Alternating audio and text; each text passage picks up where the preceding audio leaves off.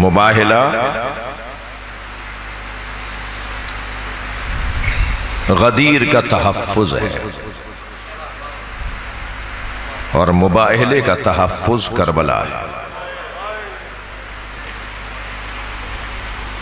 میدان غدیر میں مجھے معلوم ہے تاریخی اعتبار سے واقعات متقدم اور متاخر ہیں، لیکن فلسفہ ان عظمتوں کا ایک دوسرے کی تکمیل ہے۔ مباہلہ جھوٹوں پہ لعنت کرنے کا میدان ہے اور کربلا سچوں کی صداقت کا اثبات۔ میں ذرا اور ان بچوں کے لیے لفظوں کو روشن کروں۔ مباہلے میں مباہلہ ہوا نہیں، جزیہ دے کے ٹل گیا نا، وہ جزیہ دیا مسیحیوں نے اور واقعہ ٹل گیا۔ جھوٹوں پہ لعنت کہاں ہوئی؟ لیکن کربلا کے میدان دوبارہ سے مباہلہ سجایا گیا تاکہ اب قیامت تک ان کے مقابل جو آئے تھے ان پہ لعنت ہوتی رہے۔ جی اگرچہ میں آمادہ ہو رہا ہوں، آمادہ کر رہا ہوں مسائب کے بیان کے لیے، مثلاً یزید پر لعنت کے حوالے سے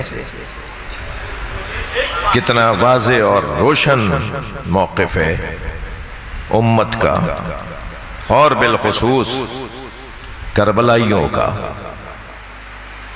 بہت واضح ہے۔ ہمیں ان بحثوں کی ضرورت ہی نہیں ہے، ہمیں ان مذاکروں کی طرف توجہ ہی نہیں ہے جو کسی ٹھنڈے کمرے میں بیٹھ کے ریکارڈنگیں کروا رہے ہوتے ہیں کہ وہ تو شامل نہیں تھا اور وہ یہ نہیں تھا۔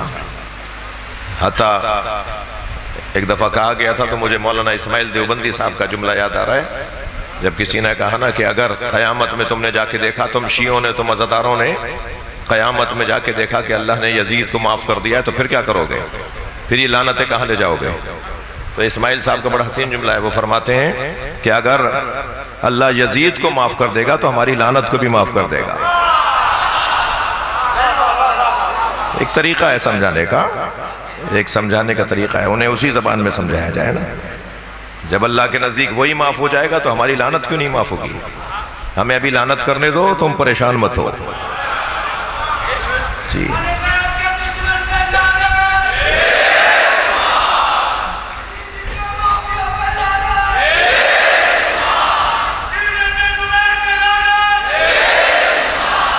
توجہ کر لیا آپ نے؟ کربلا مباہلہ ہے، وہاں نبی مکرم امام حسین کو گود میں لے کے گئے، یہاں امام حسین علی اصغر کو گود میں لے کے گئے۔